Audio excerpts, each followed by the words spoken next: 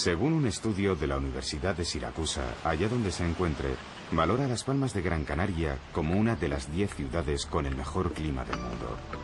26 grados de máxima y 18 grados de mínima durante todo el año avalan el resultado del estudio. Mientras medio mundo se hiela, aquí toman helados y usan sombrillas.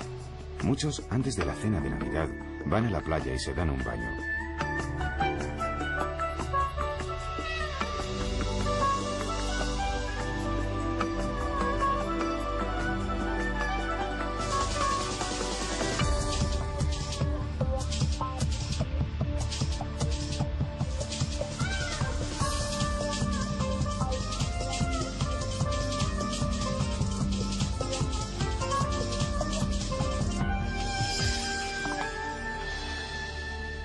Siete alargados kilómetros de ciudad junto al Atlántico. Unos 400.000 habitantes estables. Las Palmas de Gran Canaria es hoy más que nunca una ciudad abierta, abierta al mundo y a sí misma.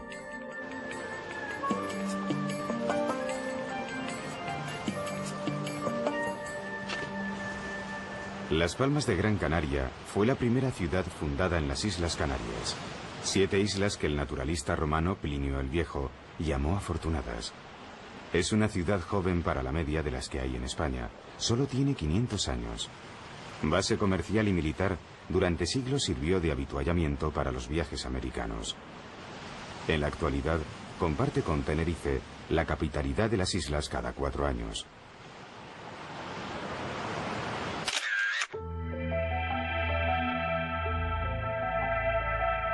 El Real de las Tres Palmas fue el primer campamento fundacional de la ciudad. El día más largo del año, el día más luminoso, un 24 de junio de 1478, Juan Rejón fundó la ciudad de Las Palmas de Gran Canaria. La primera construcción estable fue una ermita muy parecida a esta y que ocupaba el mismo lugar. Hoy han plantado 3 palmeras para conmemorarlo. Esta es la primera calle en el corazón de Vegueta, que es como aquí llaman al barrio más antiguo de la ciudad.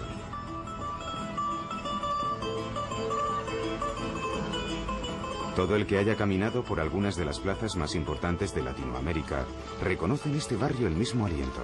No en vano la ciudad se dejó impregnar por los sueños de los conquistadores y el perfil de sus relatos. Cristóbal Colón fue el primero y utilizó esta isla como cabeza de puente en su viaje a América.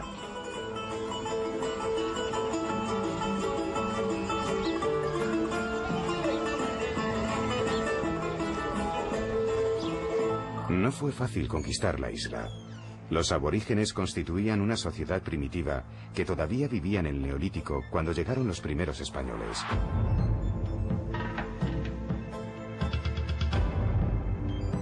Cinco años de luchas crueles fue el precio para hacerse con la isla. El Museo de Canarias conserva distintas muestras de aquellas primitivas culturas que momificaban a sus muertos y hacían cerámica. Es muy agradable pasear por este lugar, que conserva el encanto de los viejos museos del siglo XIX, a medio camino entre la ciencia y el almacén.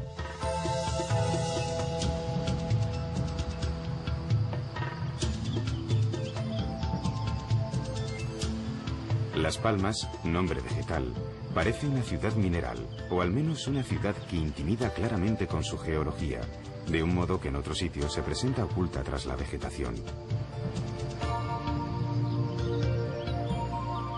La desertización de la isla fue provocada por muchos siglos en los que se practicó deforestación salvaje. Por razones defensivas, el propio conquistador Juan Rejón hizo talar un bosque frente a su campamento. La verdad es que no es un buen ejemplo para empezar. Uno de los lugares más visitados de Vegueta es la Casa de Colón, un edificio formado por un conjunto de casas en torno a una misma manzana y cuyo origen se remonta a los primeros años de la ciudad. La Casa de Colón es una mezcla de gótico del siglo XV y elementos típicamente canarios, mucho más recientes.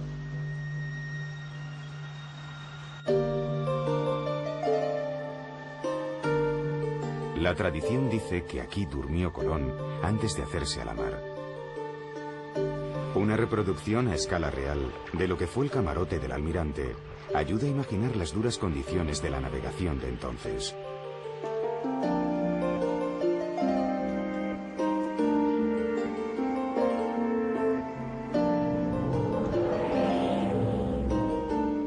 Las columnas, procedentes de un antiguo convento de dominicos, consiguen un entramado de luz y sombra que derrama placidez, reposo y tal vez el cálido sopor de la siesta.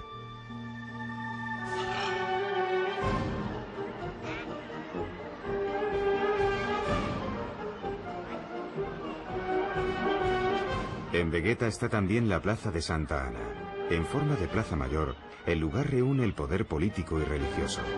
Las casas consistoriales y el palacio regental por un lado, y la sede episcopal y la catedral por otro.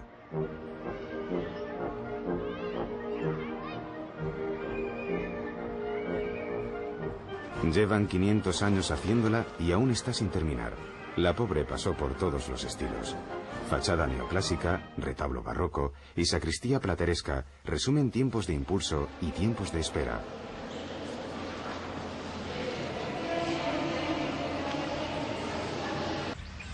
En el patio de los Naranjos, las palmeras compiten en altura con las altas columnas de madera de tea. Una historia algo rocambolesca hizo que el coro de la catedral haya terminado en la calle. Mejor así que destruido, desde luego, pero hay que reconocer que un coro frente al ruido de los coches es algo bien particular. Entre las fuentes de la ciudad, la más provocativa es esta. Una fuente con techo, posiblemente hecha con la sana intención de que cuando llueva, el agua no se moje. Desde luego humor no falta. Además de que, dado el clima, los tejados aquí no tienen muchas ocasiones de lucir su trabajo.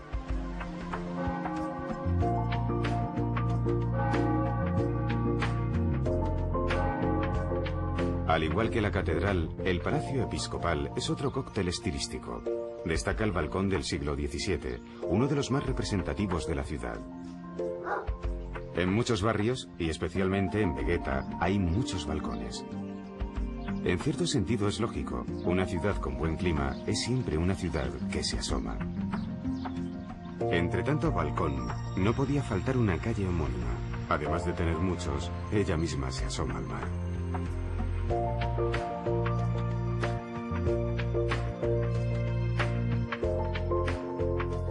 Un coleccionista de coincidencias no pasaría por alto que casi todas las gárgolas de la ciudad tienen el mismo diseño básico. Gárgolas en forma de cañón.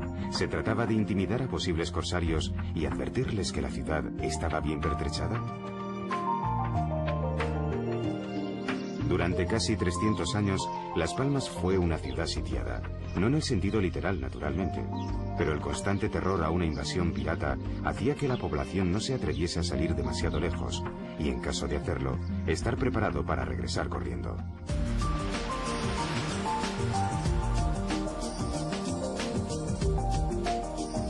Es fácil imaginar el desasosiego de aquellas vidas y las pobres relaciones personales que podrían establecerse en aquel enrarecido ambiente.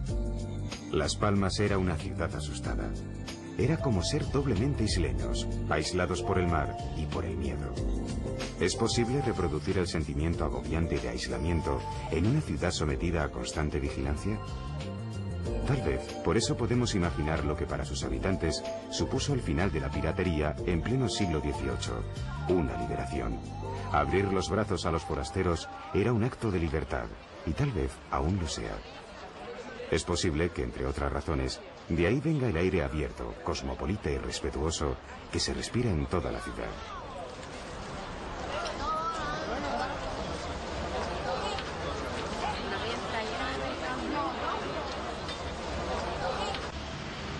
Además de coreanos, libaneses y palestinos, la ciudad cuenta además con una integrada población de origen indio que durante muchos años protagonizó parte importante del comercio. No hay que olvidar que Canarias fue Puerto Franco durante mucho tiempo.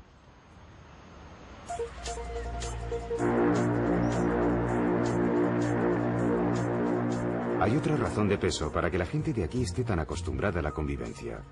La ciudad siempre fue estación de paso entre América y España. La obra más importante, que sin duda fue la gran impulsora del crecimiento de la ciudad, fue la creación del Puerto de la Luz. ¿Acaso no es luz lo que la ciudad tiene a raudales? Tenía que ser así, en una ciudad que fue fundada un solsticio de verano, el día más largo y luminoso del año.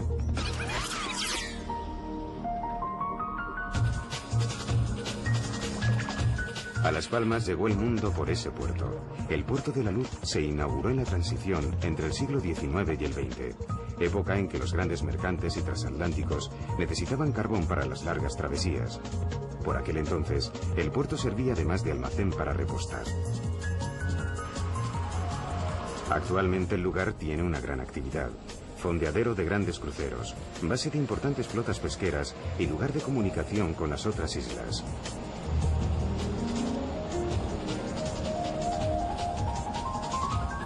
Toneladas de tierra formaron el istmo que la unió a la isleta, dejando el puerto a un lado y la playa de las canteras al otro.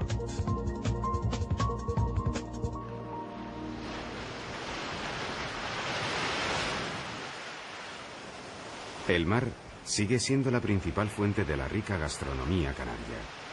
Pescados frescos preparados de 1000 maneras se dejan acompañar por las papas arrugás, el mojo picón y el gofio, maíz tostado y molido que forma parte de la dieta de muchos isleños.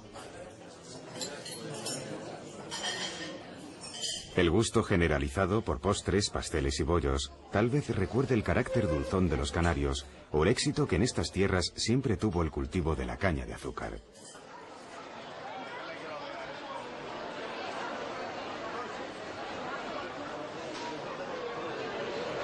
Además de los hipermercados y los grandes centros comerciales que han uniformado el país en las últimas décadas, la ciudad conserva algunos de sus mercados tradicionales. Y la menuda, la que se suele hacer para el picoteo con el mojo canario. Si los isleños tienen un acento de clara influencia andaluza, no es menos cierto que esa influencia también fue urbanística. Barrio de Triana, Parque de San Telmo o Patio de los Naranjos. ¿Hace falta algo más? Tal vez el gusto por coincidir en los colores, amarillo albero, rojo inglés, blanco de cal, de nuevo la influencia sevillana. No se puede olvidar que durante muchos años los barcos iban o venían de la capital andaluza. No podían faltar los patios. Aunque el concepto tuviese también ascendencia andaluza, la forma está adaptada al clima de la isla y a su vegetación tropical.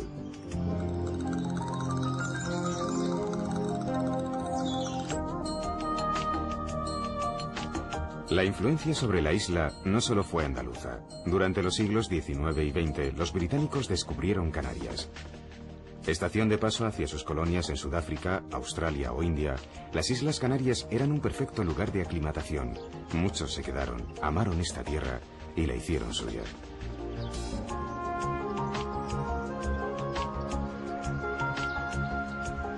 La ciudad jardín es una típica colonia británica.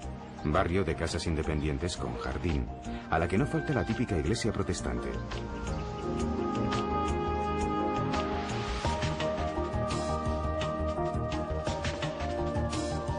A unos centenares de metros de la ciudad jardín, los británicos fundaron el primer campo de golf de España, del que es hoy heredero el Real Club de Golf de Las Palmas.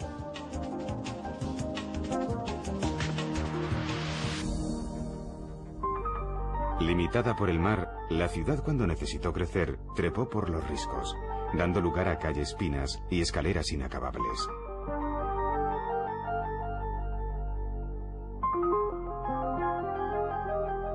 Los colores de muchos barrios sorprenden por la valentía rabiosa de los colores primarios. La paleta elemental sin mezcla alguna. Es como si la ciudad hubiese sido pintada por un artista.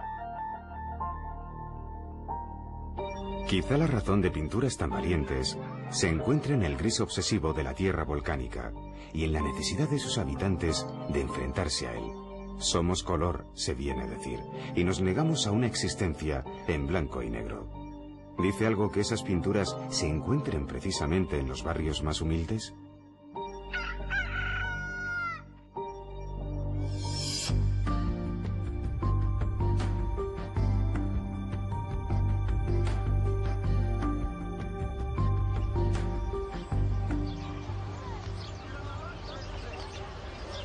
En otros barrios, el modernismo aterrizó en la isla y fue bien recibido. Algunas de las más significativas construcciones de la ciudad son modernistas. El modernismo llegó del mismo modo en que se fue, pero quedó en edificios singulares, en muchos rincones e incluso en kioscos.